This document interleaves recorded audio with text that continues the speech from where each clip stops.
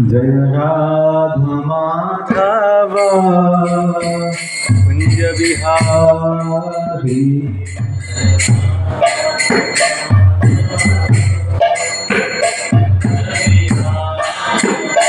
जय राधा माधव कुंज बिहारी।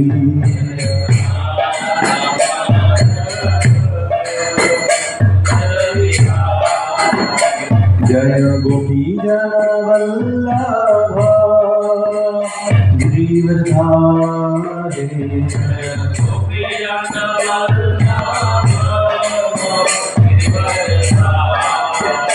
जय गोपी जन वल्लभ गिरिवरधारी।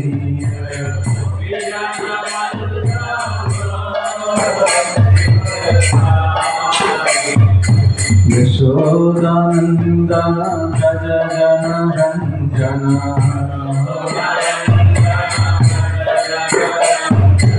यशोदानन्दन भज जन रञ्जन।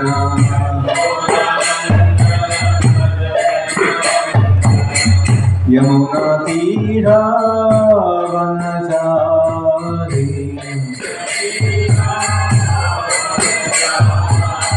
यमुना तीरा वनचारी।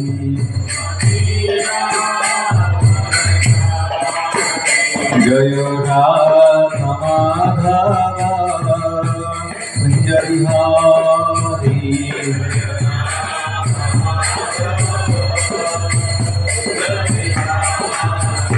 जय राधा माधव कुंज बिहारी।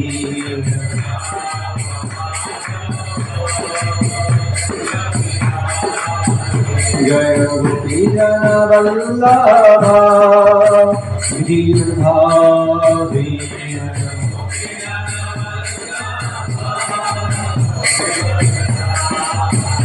जय गोपी जन वल्लभ गिरिवरधारी।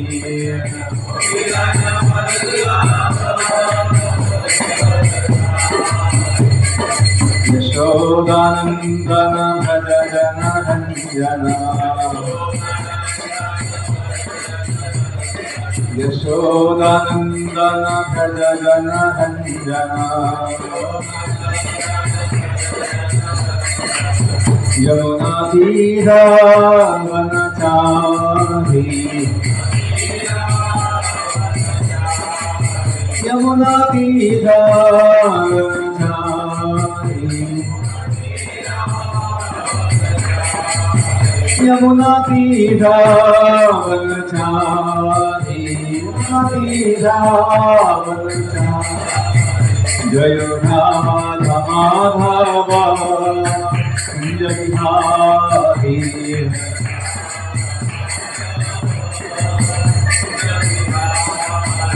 जय राधा माधव कुंज बिहारी।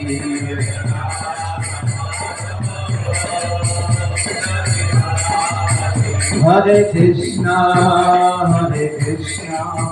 कृष्ण कृष्ण हरे हरे।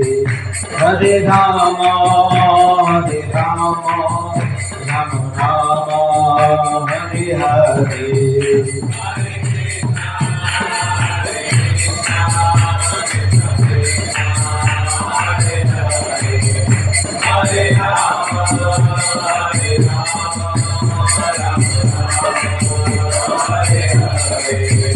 हरे कृष्णा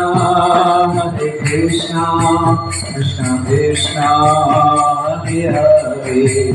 हरे Ram Ram Ram Hare Hare.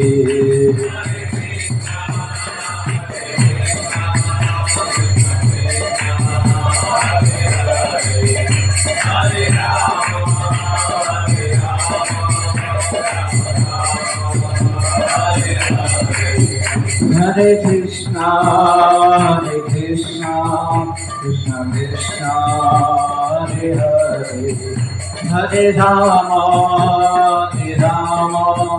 Ram Rama Hare Hare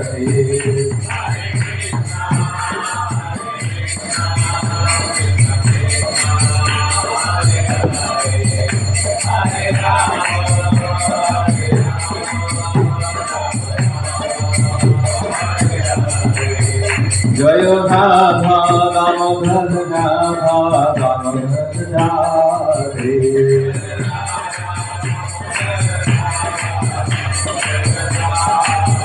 Jai Krishna Balaram Krishna Balaram Krishna Balaram Vrindavan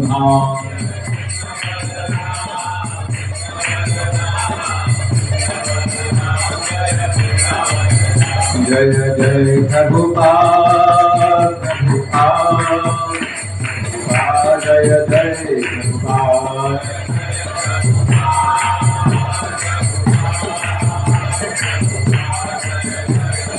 Jai Jai Gurudev Gurudev Gurudev Jai Jai Gurudev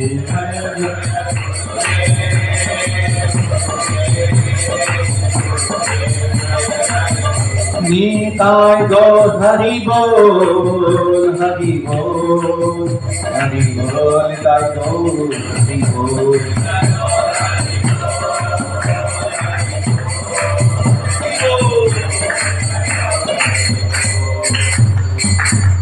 कलियुग पावन शिव नाम संकीर्तन की ग्रंथराज भागवत महापुराण की जय जगत गुरु श्री प्रभुपाद की जय समवेत गौर भक्तवृंद की जय निताई गौर प्रेमानंदे ओम नमो भगवते वासुदेवाय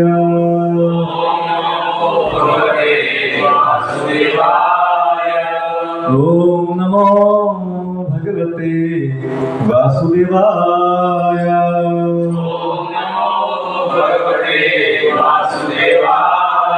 ओम नमो भगवते वासुदेवाय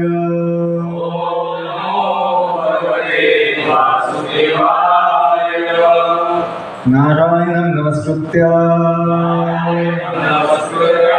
नरं चैव नरोत्तमं देवीं सरस्वतीं व्यासं ततो जयमुदीरये नष्टप्रायेषु अभद्रेषु नित्यं भागवत सेवया भगवती उत्तम श्लोके भक्ति भगवती नैष्ठिकी कृष्णाय वासुदेवाय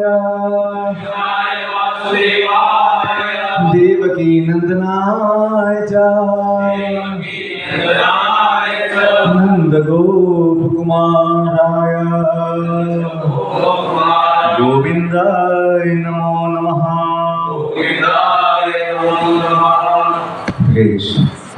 आपले स्वागत आहे आजच्या भागवत कथेमध्ये. आपण श्रीमद भागवतला पहिला स्कंद वाचतोय.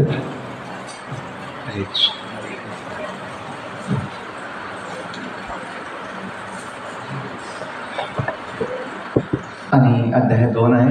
अध्यायाचं नाव आहे दिव्यत्व आणि दिव्य सेवा आणि श्लोक संख्या 18. प्रसिद्ध श्लोक आहे. आपण प्रत्येक भागवत कथेच्या आधी याला गातो तर आपल्याला याचं अर्थ आणि भाव माहीत पाहिजे. माझ्या मागे म्हणा नष्टप्रायेषु अभद्रेषु नित्यं भागवत सेवया भगवती उत्तम श्लोके भक्ति भवती नैष्ठिकी नष्टप्रायेषु अभद्रेषु नित्यं भागवत सेवया भगवती उत्तम श्लोके भक्ति भवती नैष्ठिकी नष्टप्रायेषु अभद्रेषु नित्यं भागवत सेवया भगवती उत्तम श्लोके भक्ति उत्तम श्लोके भक्ति भवती नैष्टिकी भक्ति नैष्टिकी म्हणा भक्ताने श्लोक म्हणा पाठ नाही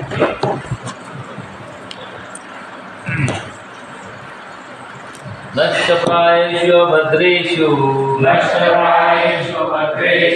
नित्यं भागवत सेवया भगवती उत्तम श्लोके भक्तिर्भवति नैष्टिकी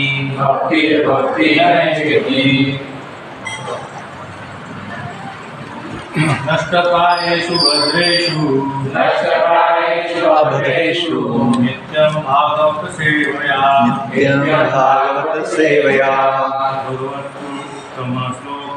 भगवती उत्तम श्लोके भक्तिर्भवति नैष्टिकी नष्टप्रायेषु अभद्रेषु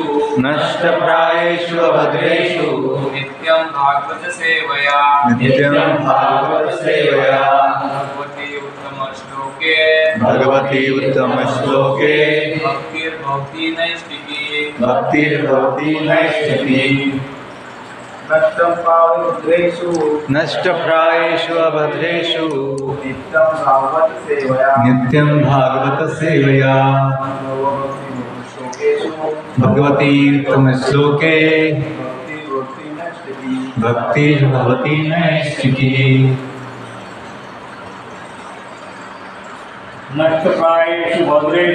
नष्टप्रायेषु अभद्रेषु नित्यं भागवत सेवया भगवती उत्तम श्लोके भक्तिर्भवति नैष्टिकी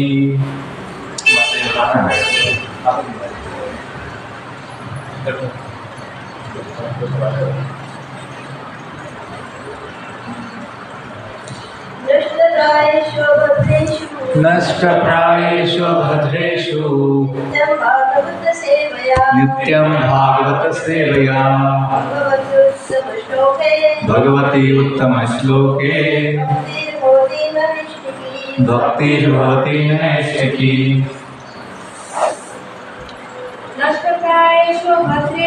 नष्टप्रायेषु भद्रेषु नित्यं भागवत सेवया भगवती उत्तम श्लोके भक्तिर्भवति नैष्टिकी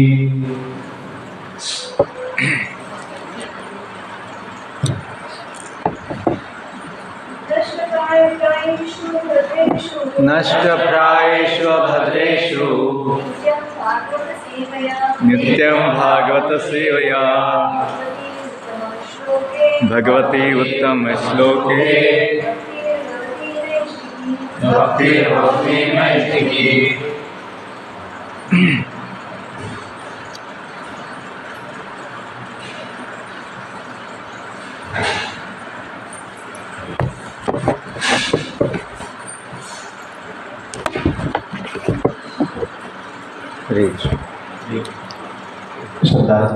नष्टप्रायेषु प्रायः समाप्त झाल्याने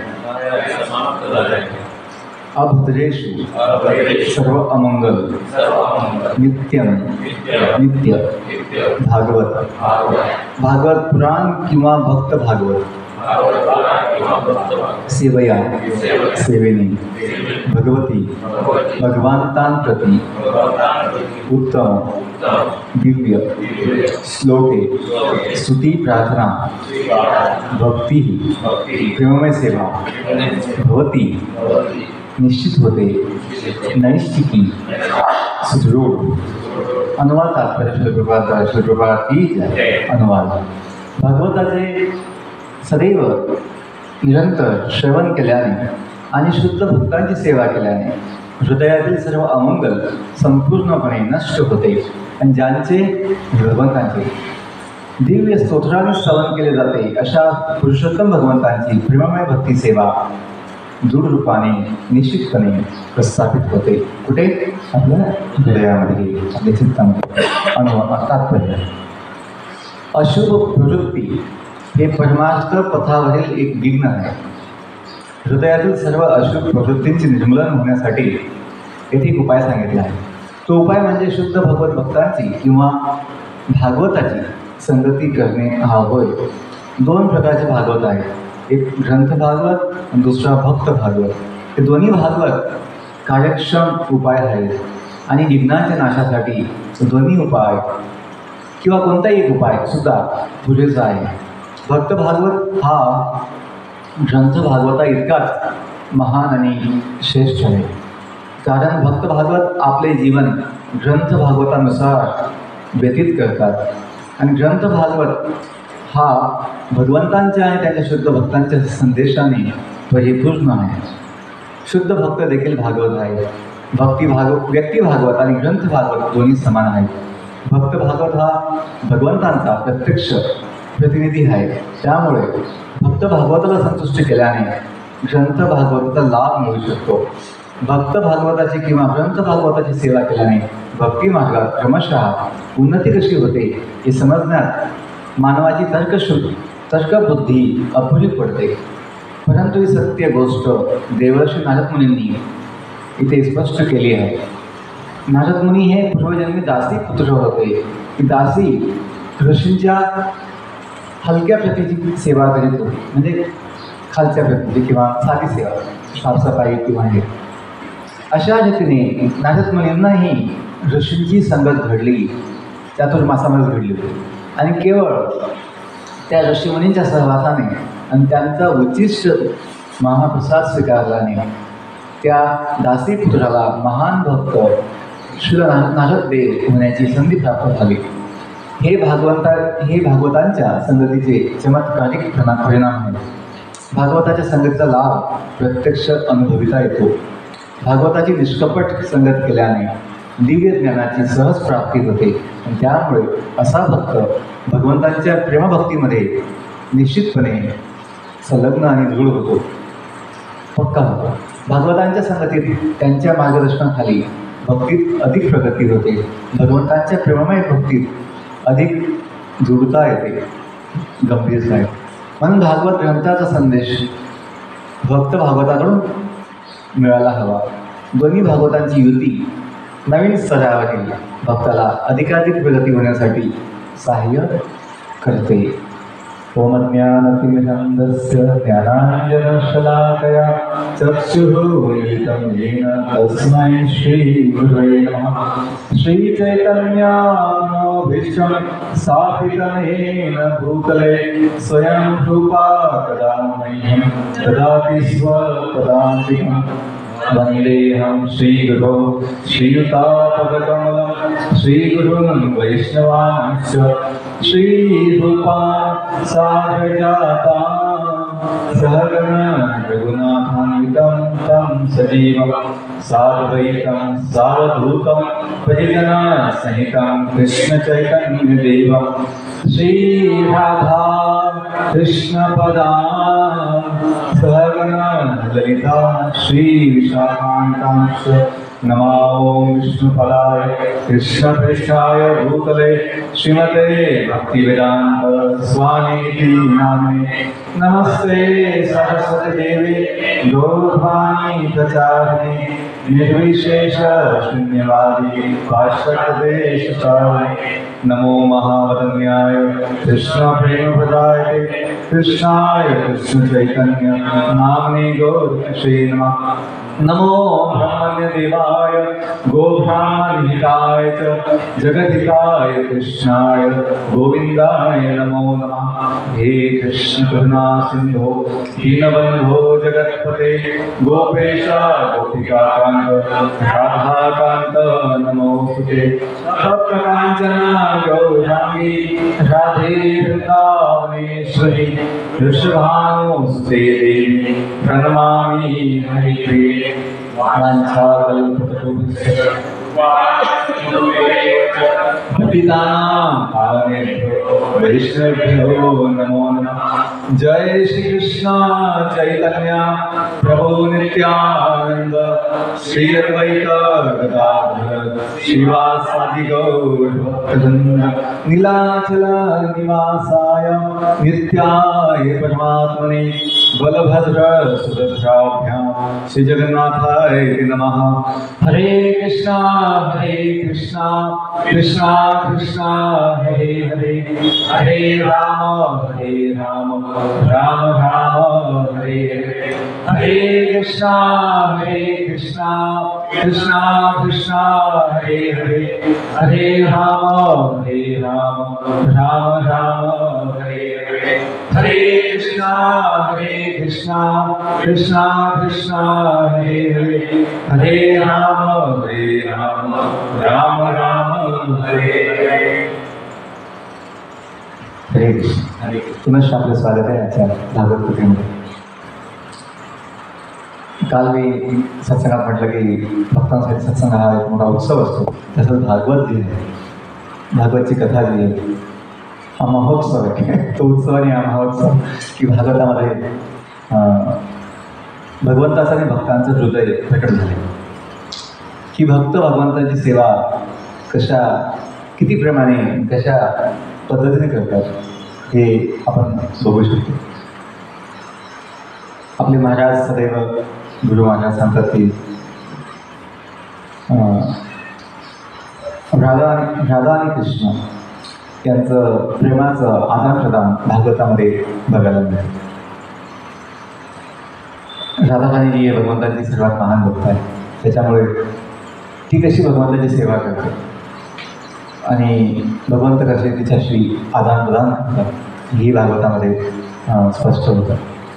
आणि जे काही भक्तांचं चरित्र आहे भागवतामध्ये आलेलं आहे ते सर्व राधाराणीच्या भक्तीच्या आशीर्वादाने शक्य आहे किंवा तिच्याच भक्तीचा तो अंश आहे. भक्तांचं जे प्रेम आहे भगवंतावर ते सर्व काही राधाराणीच्या प्रेमाचा अंश आहे. आणि म्हणून राधाराणी जी आहे ती भक्ती माता आहे. काय भक्ती माता, भक्तांची माता आहे आणि भक्तीची माता आहे. किती सर्वात मोठी भगवंताची सेविका आहे, भक्त आहे. म्हणून भागवत दुसरं काही नसून भागवत हे राधा आणि कृष्ण यांच्या प्रेमाचं आदान-प्रदान आहे. आणि म्हणून असं म्हणतात की भागवताचा प्रत्येक श्लोक, प्रत्येक पद, प्रत्येक अक्षर हे भगवत प्रेमाने, शुद्ध प्रेमाने ओतप्रोत आहे. का त्याचा संबंध भगवान श्रीकृष्णांशी संबंध असल्यामुळे प्रत्येक अक्षरामुळे प्रत्येक संपूर्ण भागवत आहे कृष्णमय आहे, भक्तिमय आहे. तुम्ही म्हणाल नाही हा जो श्लोक आहे तदा, हा जो शब्द आहे तदा, याचा काय संबंध आहे? आहे संबंध. तो भागवताचा शब्द आहे. आणि जसं आपलं अंग जे असतात, हात, बोट, नख, याचा जेव्हा संबंध देहाशी आहे तेव्हा त्यालाही तितकंच महत्त्व आहे. तसंच या भागवताला प्रत्येक अक्षरामध्ये, प्रत्येक शब्दामध्ये ती शक्ती का आहे? तो संलग्न आहे, तो एक भाग आहे भागवताचा भाग. त्याच्यामुळे प्रत्येक अक्षर आणि प्रत्येक शब्द हा भक्तीने ओतप्रोत आहे. आजचा जो श्लोक आहे तर आपण बघतो की भागवत सेवा हा जो मुख्य विषय मांडला आहे. कुणी मांडला आहे? सुत गोस्वामी. आपण जी कथा ऐकतो भागवताची ती घडते नैमिषारण्यामध्ये. राजा परीक्षितांनी जी कथा ऐकली ती घडली होती गंगेच्या काठात. शुकताल म्हणजे एक स्थान आहे, शुकताल हस्तिनापूर जवळ आहे. आणि जी कथा आपण ऐकतो ती कथा कुठे घडली आहे? नैमिषारण्यामध्ये. जेव्हा कलियुगाच्या सुरुवातीला 88,000 ऋषीमुनींनी 1,000 वर्ष चालेलं असं यज्ञसत्र चालू केलं की ज्याने येणारे कलियुग जे आहे त्याचा जो प्रभाव आहे, दुष्प्रभाव तो कमी करतो, तो थांबवता गेला. त्याला थोडं प्रतिकार करता येईल त्यासाठी त्यांनी ती सेवा केली. आणि एके दिवशी सर्व ऋषीमुनींनी इच्छा केली की आपल्याला सर्व शास्त्राचा सार ऐकायचं आहे, समजून घ्यायचं आहे. मग कोण सांगेल? मग त्यांच्यामध्ये सुत गोस्वामी होते, जे वयाने ज्येष्ठ होते. आणि त्यांनी जी पहिली कथा घडली शुकाला, जी शुकदेव गोस्वामीच सांगितली होती, ती ऐकलेली होती. त्याच्यामुळे त्यांनी विचार केला की हेच योग्य व्यक्ती आहे, ज्यांनी स्वतः शुकदेव गोस्वामीच्या मुखातून ती कथा ऐकलेली आहे, त्यांच्याकडून आपण ही कथा ऐकावी. आणि ते जे वर्णन आहे ते पहिल्या अध्यायामध्ये येतं. कसं त्या ऋषीमुनींनी, शौनकादी ऋषींनी सुत गोस्वामींना विनंती केली. सुत गोस्वामी त्या विनंतीला मान देऊन त्यांनी जी कथा ऐकली होती त्याचा सार त्यांनी आपल्याला ऐकवलं आहे, सांगितलं आहे. आणि आजचा जो अध्याय आहे त्या अध्यायाचं नाव आहे दिव्यत्व आणि दिव्य सेवा. की जीवनामध्ये दिव्यता आवश्यक आहे. दिव्यतेशिवाय सर्व काही केवळ भौतिक आहे, भौतिकवादी आहे.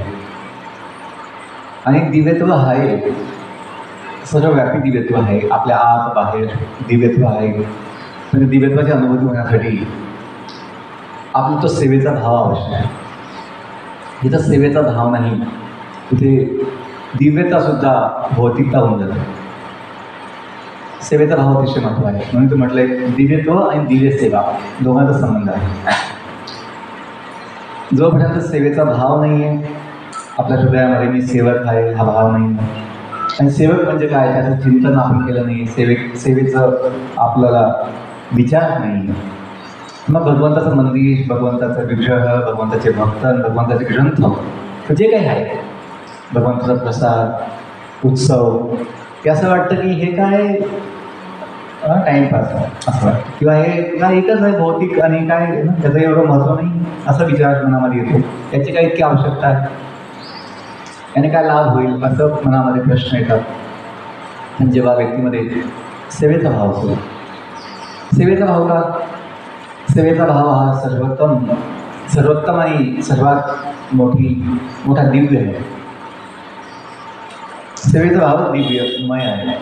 स्वतः भगवान श्रीकृष्ण जे आहे सेवामय आहे, ते सेवेच्या भावामध्ये सदैव युक्त आहे. आणि प्रेमाचं लक्षण सेवा आहे. जिथे प्रेम आहे कुणाबद्दल तिथे सेवा प्रकट होते.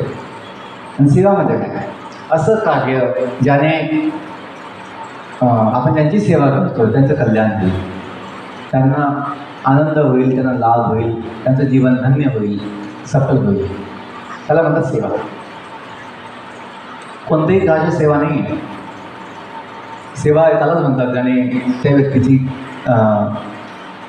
व्यक्तीचा उद्धार होतो किंवा त्या व्यक्तीचा लाभ होतो, कल्याण होतं. तर भागवत जे आहे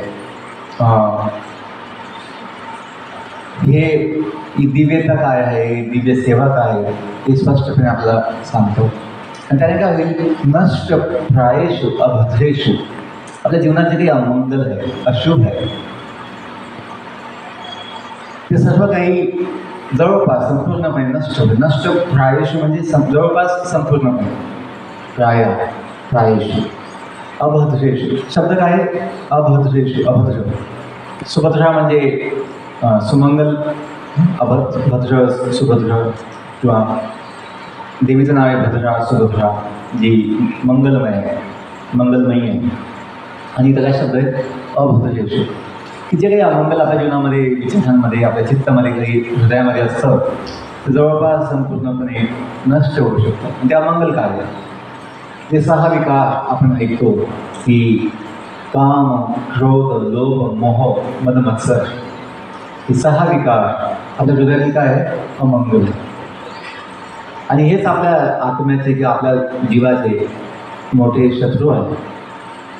आणि आज कलियुगामध्ये अज्ञानामुळे लोक समजतात हे माझे जिवलग मित्र आहे. काम, क्रोध, संताप नसेल तर माझं काय महत्त्व? मग तिथं संताप व्यक्त नाही केला, माझं कोण ऐकेल, मला कोण किंमत देईल? म्हणून जो जाणून रोज संताप आपला क्रोध दाखवतो की लोकांनी माझं महत्त्व समजून घ्यावं, मी किती मोठं आहे. त्यांना समजत नाही की आपले कोण आहे, शत्रू आहे, पण त्यांना ते आपले मित्र समजतात, माझे बॉडीगार्ड आहेत. माझं काम, वासना, माझं क्रोध, लोभ माझा मित्र आहे. लोभाशिवाय माझी प्रगती कशी होईल? तर असं वाटतं मी संपत्ती कशी कमवणार लोभ नसेल तर? मी म्हटलं तुम्ही समाधानी राहा. कसं शक्य आहे?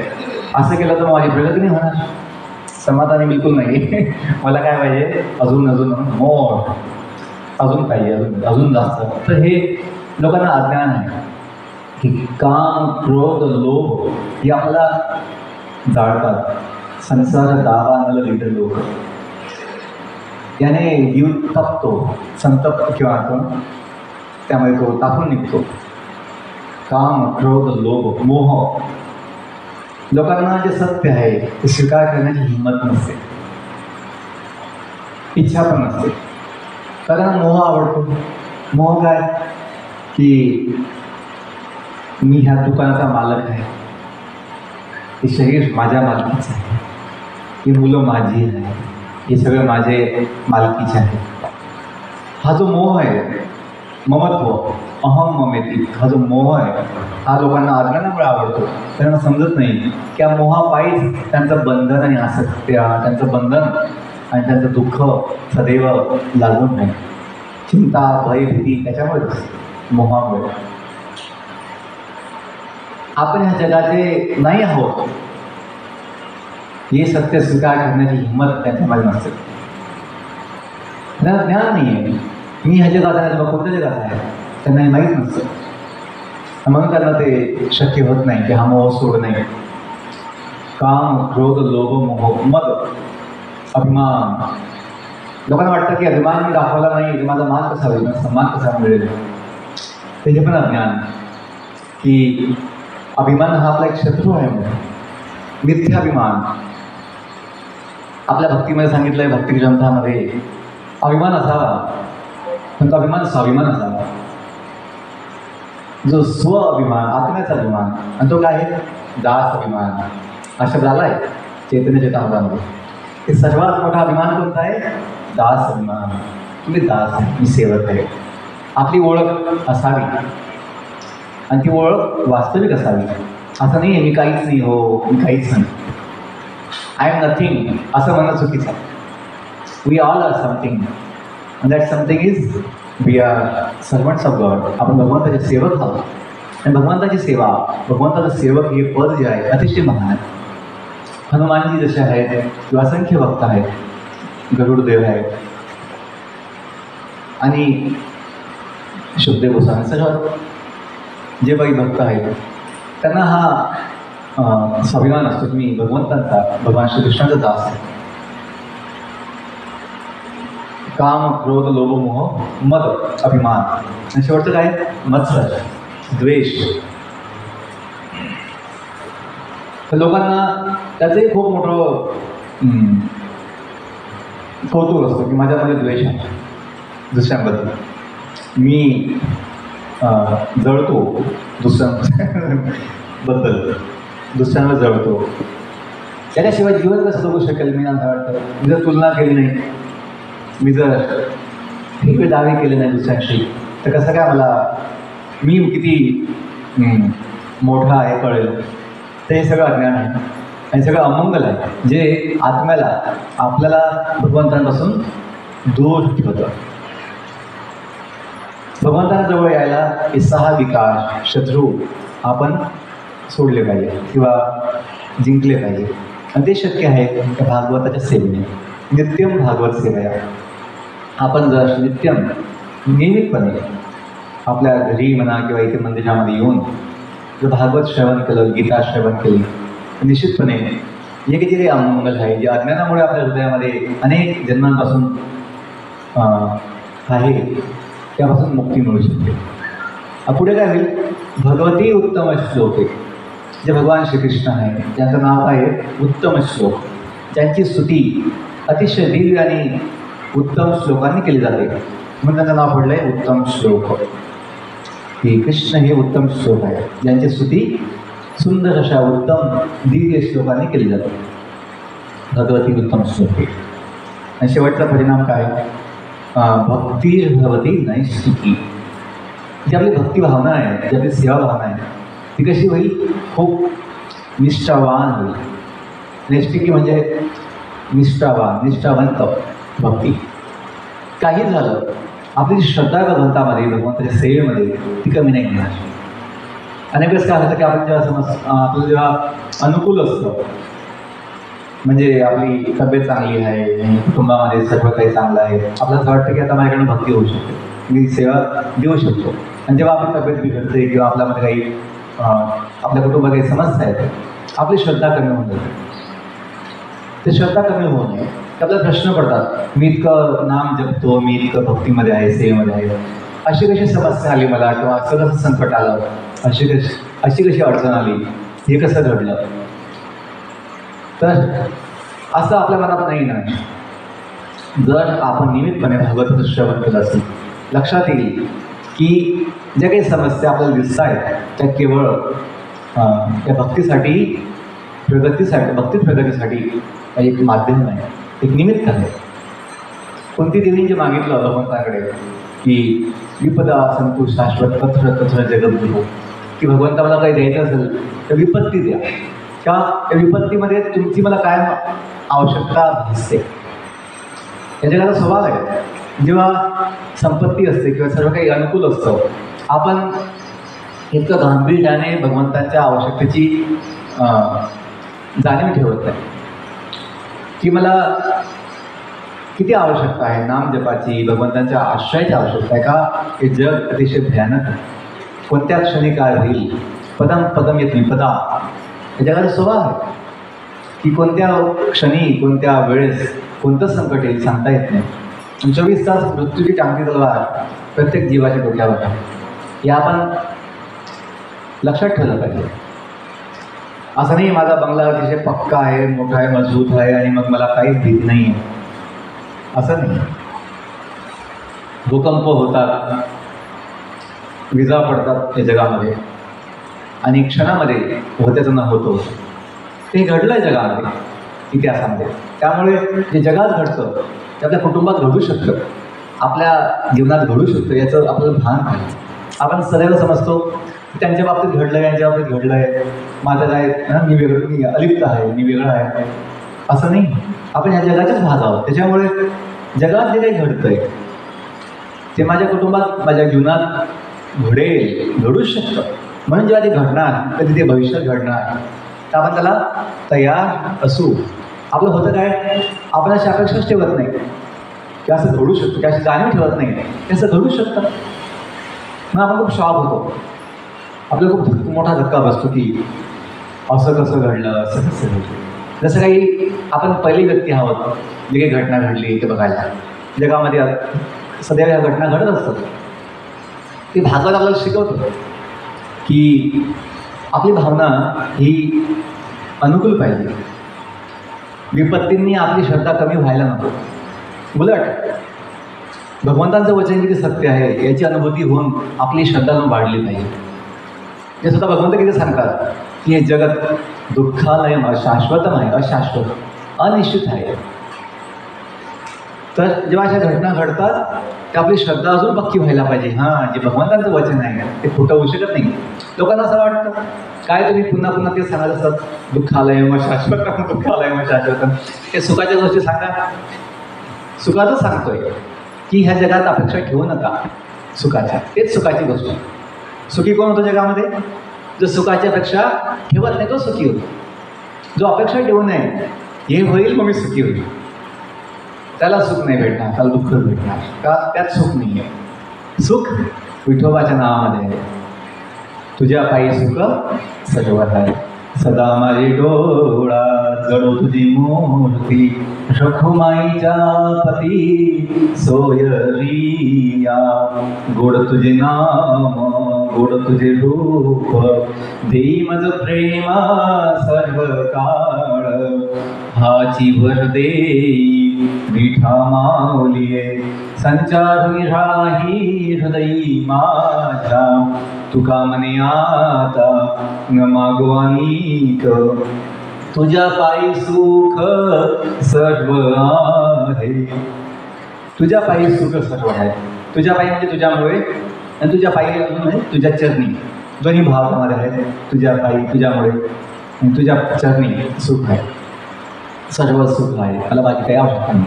तर हे भक्ताचा भाव आपण जेव्हा ऐकतो, समजतो, तर लक्षात येतं की या जगात बाकी कुठंच सुख नाही आहे. सुख केवळ आपण ज्याचे आहोत त्याच्यासोबत आहे. आणि आपण कुणाचे आहोत? हे आपण भगवंताचे आहे. आपण ह्या जगाचे पाहुणे आहोत थोड्या दिवसाचे.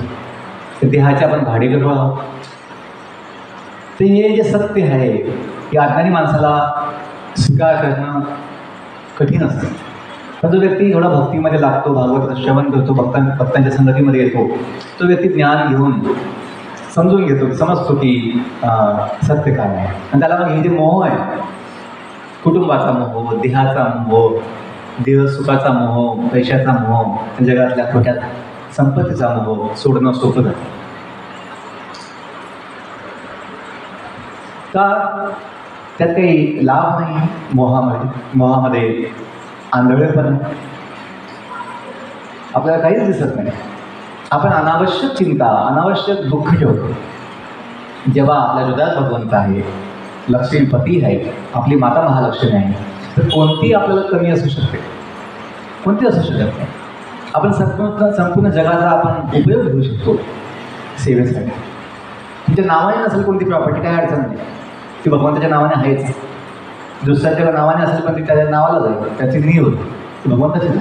म्हणून आपल्या सेवेसाठी संपूर्ण जग उपलब्ध आहे. संपूर्ण जगात तुमची सेवेसाठी स्वागत होईल. भक्तांचा अनुभव आहे. जसे प्रभुपाद विदेशात गेले होते, त्यांना कुठे अडचण नाही. त्यांचं स्वागत झालं. त्यांना तिथे लोकांनी स्वागत केलं, त्यांना आपलंसं केलं. का? त्यांचा सेवेचा भाव होता. प्रभुपादांनी सांगितलं, मी इथे आलो आहे तुमच्यासाठी, तुमच्या कल्याणासाठी. तुमचं जीवन महान व्हावं, तुमची भगवंताची भेट व्हावी, हा माझा उद्देश आहे. तर हा मुख्य सेवा ही आहे की आपल्या जीवांना भगवंताशी जोडणे आहे. का? जीव हा भगवंतांशिवाय अनाथ आहे. तो अतिशय दुःखी आणि अतिशय भयभीत आहे ह्या जगामध्ये, चिंतेमध्ये आहे. आणि त्याला जर आपण भगवंताची भेट घडून घेऊ शकलो तर निश्चितपणे आपली सेवा ही अतिशय महत्त्वाची होईल. तर ही अशी भक्ती आहे, भक्तिभावना आपली कशी होईल? नैष्ठिकी होईल, निष्ठावंत होईल, सुदृढ होईल. कितीही संकट आली, किती अडचणी आल्या, किती आपल्यावर अन्याय झाला, आपली श्रद्धा कधी कमी नाही होणार. आणि तेच भागवतामध्ये आपल्याला पांडवांच्या निमित्ताने, भीष्मदेवांच्या निमित्ताने, किंवा कुंती देवी, प्रल्हाद, भक्त प्रल्हाद, ध्रुव बाळ, अशा असंख्य भक्तांच्या निमित्ताने, आपला विदूर यांच्या निमित्ताने आपल्याला बघायला मिळतं की या भक्तांच्या जीवनामध्ये अन्याय झाला किंवा त्यांना फसवलं गेलं त्यावेळेस, पण त्यांनी कधीही असं त्याचं दुःख केलं नाही किंवा त्याला प्रश्नचिन्ह केलं नाही की असं का घडलं. त्यांनी सदैव त्याचं स्वागत केलं की भगवंतांची इच्छा. आणि भक्तांची महानता त्यातून सिद्ध होते. जर संकट नसतील, अपमान नसेल किंवा अन्याय नसेल, तर भक्तांची जी महानता आहे ती कशी सिद्ध होईल? जी 4 भावंड होती, ज्ञानेश्वर माऊली, निवृत्तीनाथ, सोपानदेव आणि मुक्ताबाई, या 4 भावंडांच्या जीवनामध्ये अन्याय झाला. त्यांचा काही दोष नव्हता, पण समाजाने त्यांना वाईट टाकलं, त्यांचा छळ केला. पण या 4 भावंडांनी मोठी भक्तिभावना असल्यामुळे समाजाबद्दल द्वेषभाव नाही ठेवला. उलट त्या समाजाप्रती करुणा दाखवली, दयाभाव दाखवला की हे समाज किती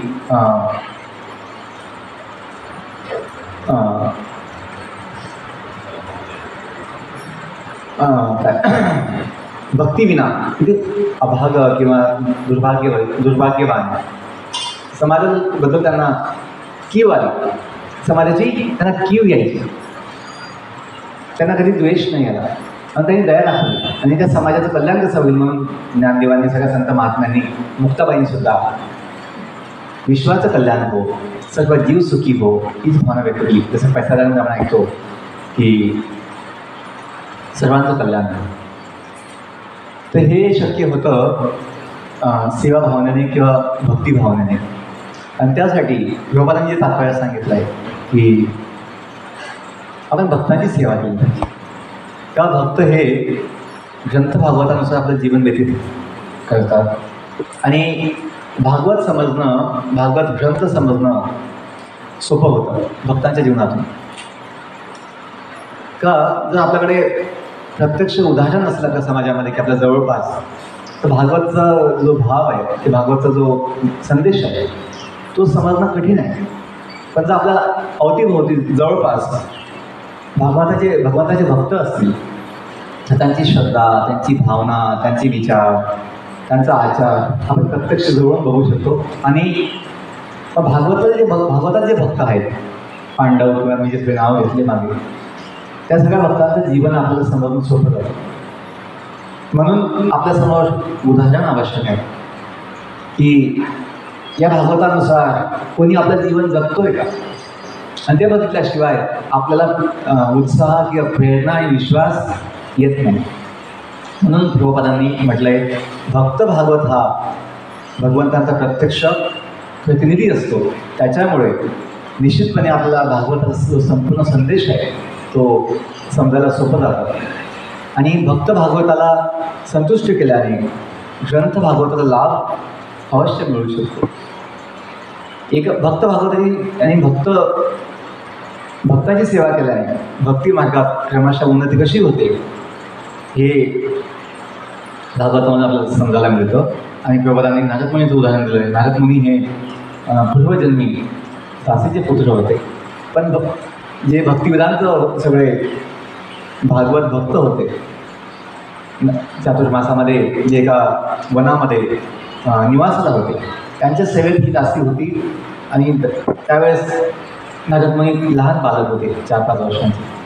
तर त्या आईच्या सोबत सदैव जात असल्यामुळे सेवेमध्ये त्यांनी काही सेवा केली होती. आणि त्या भक्तिवेदांती भक्तांच्या संगतीमुळे दासीचाही उद्धार झाला.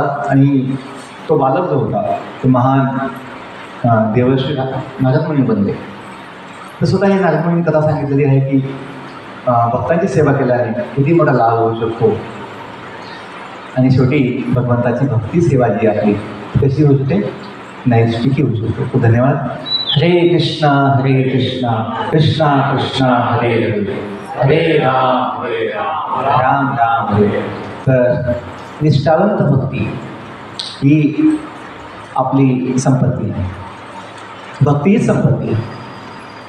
आणि भक्ती ज्याच्याकडे आहे त्याकडे शक्ती पण असते, त्याकडे युक्ती पण असते, आणि त्याकडे सगळी संपत्ती पण असते. तर भक्तीशिवाय आपलं जीवन हे अमंगल आहे. तर भक्तिभावनेनेच आपलं जीवन धन्य होतं आणि आपलं जीवन संपूर्णपणे सफल होतं, असं हे भागवताचा संदेश आहे. काही कुणाचा प्रश्न असेल, काही शंका असेल विचारू शकतो.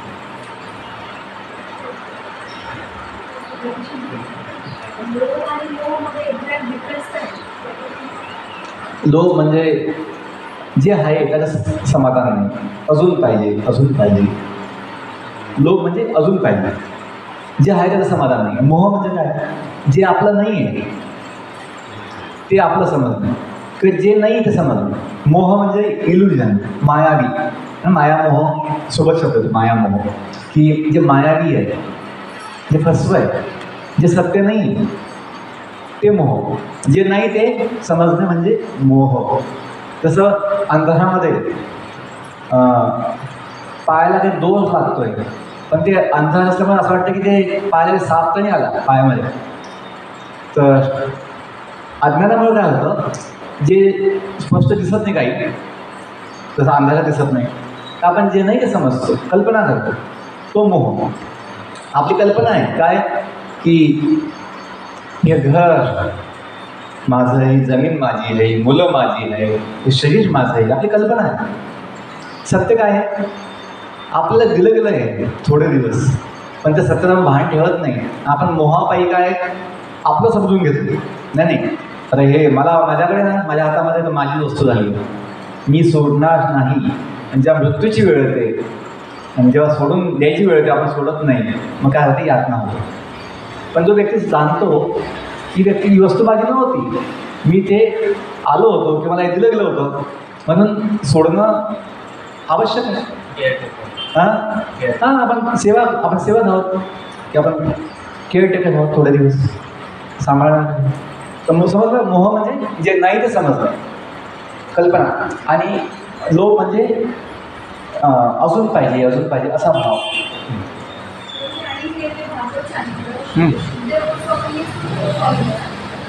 हां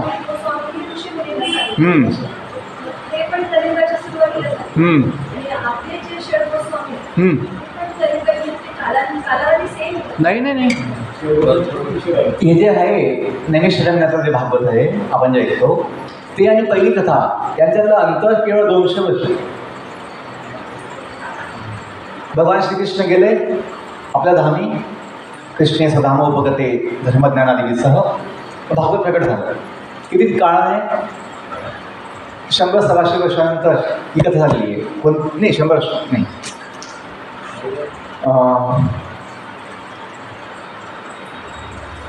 राजा परीक्षित यांना शाप मिळाला तेव्हा ती कथा झालेली आहे. आणि तो काळ 25-30 वर्षांचा झाला. भगवंत गेल्यानंतर ती कथा सांगितली गेली आहे. कुणाची? सुखदेव गोस्वामीची कथा. आणि त्याच्या 200 वर्षांमध्येच ही पुन्हा सांगितली गेली. कुणाकडनं? सुखदेव गोस्वामींकडनं. आणि गोस्वामी जे आहेत आता जे 500 वर्षापूर्वी आणि हे आपण जे भागवत ऐकतोय सुखदेव गोस्वामींचं ते 5000 वर्षापूर्वीच आहे. 5000 वर्षापूर्वी कलियुगाच्या आधीच आहे. ही कथा झाल्यानंतर कलियुग चालू झालं आहे असं. हां चेतन महाप्रभूचे 500 6 गोस्वामी जे आहेत त्यांचा काळ 500 वर्षापूर्वीच. ठीक आहे. तो धन्यवाद.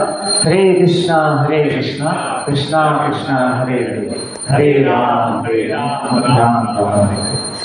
ग्रंथराज भागवत महापुराण की जय. समवेत गौर भक्तवृंद की जय. जगत गुरु श्री कृपा की जय. निताय गौर प्रेमानंदे. हरि बोल.